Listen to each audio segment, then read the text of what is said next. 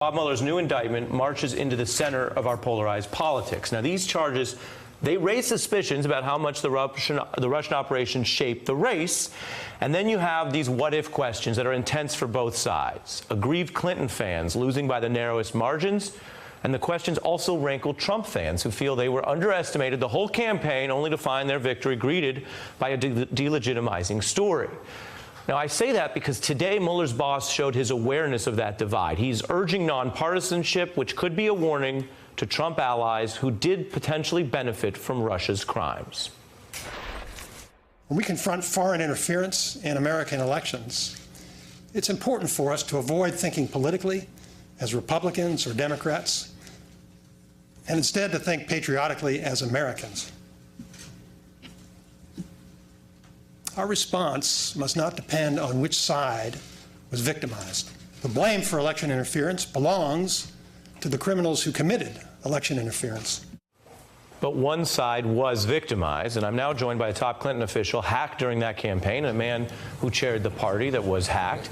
Today's indictment showing that while my guest there, Ms. Neera Tanden, was fighting Trump, there was a second front in that war. Cyber attacks plotting to leak, quote, anything Hillary related at the exact time that could overshadow the nominating convention.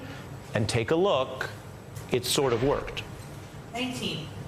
Started, and we already have our first major controversy. The emails, which reopened a rift in the Democratic Party as it tries to present a united front in Philadelphia. Even with Wasserman Schultz no longer taking the convention stage, we could see some signs of intense disunity here in the arena.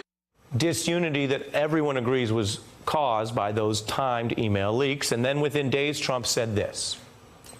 Russia, if you're listening, I hope you're able to find the 30,000 emails that are missing.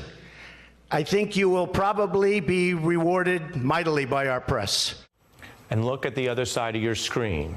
The political world tonight processing this charge in the Mueller indictment that Trump said that, and Russia began hacking Clinton staff emails for the first time the same day he made that request. Hey, I'm Ari Melber from MSNBC. You can see more of our videos right here, or better yet, subscribe to our YouTube channel below.